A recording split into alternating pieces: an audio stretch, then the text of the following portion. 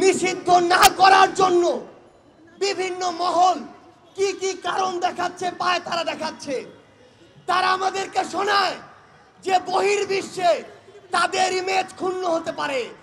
ওই stake holder, ওই কথা কথিত বিভিন্ন মহলকে আমরা বলতে চাই, বিগত 16 বছরে যখন পিলখানায় হত্যাকাণ্ড হয়, যখন সাপ্লাই হত্যাকাণ্ড হয়, যখন শাহবাগে, যাত্রাবাড়িতে, শনির আখড়ায়, উত্তরায় হত্যাকাণ্ড হয়, তখন এই বহির্বিশ্ব কোথায় ছিল? তারা আমাদেরকে ওই পশ্চিমাদেরকে দৃষ্টিভঙ্গি দেখায়।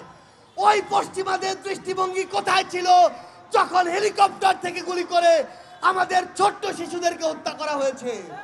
শাহবাগ থেকে বলতে চাই, ভারতের দিকে আমরা তাকাতে পারি, কিন্তু ওই আধিপত্যবাদী ভারতের দিকে আমরা ঘৃণা করেও আর তাকাবো না।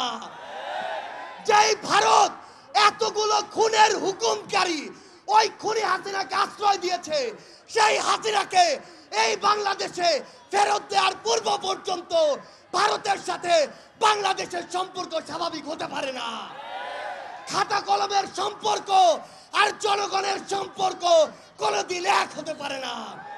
আমরা ভারতকে স্পষ্ট করে একটা কথা বলি, বাংলাদেশের সাথে যদি প্রতিবেশীর সম্পর্ক আগামীতে তারা দেখতে চায়, তাহলে যে সকল খুনিকে তারা ওই জায়গায় আরামায়েশের স্থাপনা, আবাসন দিয়ে রেখেছে, তাদেরকে বাংলাদেশে পাঠাতে হবে এবং বাংলাদেশের মাটিতেই তাদের এই বিচার হতে হবে।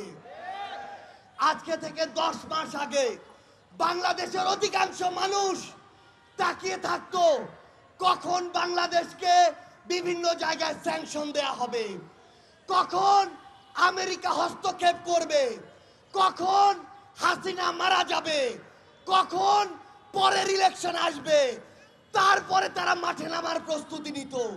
কিন্তু যেই ছাত্র জনতা রাজপথে নেমে জীবন দিয়ে এই খুনি হাসিনাকে দেশ ছাড়া করেছে, তাদের জীবনের এই যে হত্যাগুলো, এগুলোর বিচার হওয়া পূর্ব পর্যন্ত বাংলাদেশে অন্য কোনো কিছু নাম নেয়া এই অন্তর্বর্তীকালীন সরকারের মুখে মানায় না।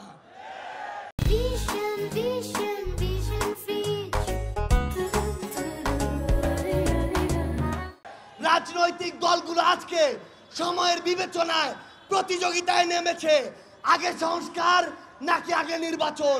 মাথায় স্পষ্ট করে ঢুকিয়ে রাখুন, সংস্কার নাকি নির্বাচন, এই খেলা বাদ দিয়ে প্রতিযোগিতায় নামুন যে সবার আগে হতে হবে এই হত্যাকাণ্ডের বিচার। যেই তাপস, নানক, কাদেরদের প্রত্যক্ষ মদদে এই বাংলাদেশে খুনি হাসিনার হুকুমে এবং ভারতের প্রেসক্রিপশনে এই পিলখানা হত্যাকাণ্ড হয়েছে, সাপ্লাই হত্যাকাণ্ড হয়েছে, জুলাইয়ের হত্যাকাণ্ড হয়েছে, সেই হত্যাকাণ্ডের বিচার হওয়ার পূর্ব পর্যন্ত এই বাংলাদেশে অন্য কোনো কিছু কখনোই প্রাসঙ্গিক হতে পারে না। সকল রাজনৈতিক দলের উদ্দেশ্যে একটি কথাই বলবো, এই যে জেনারেশন, এই জেনারেশনকে ভয় করুন, এই জেনারেশনকে ভয় করুন। যদি এই জেনারেশনের রক্তের উপরে দাঁড়িয়ে ইমোশন নিয়ে খেলার চেষ্টা করেন, এই জেনারেশন সকল ক্ষমতার বিপক্ষে গিয়ে যে কাউকে টেনে হিস্ট্রে নামাতে পারে, কুয়েটের ওই ভিসি তার প্রমাণ।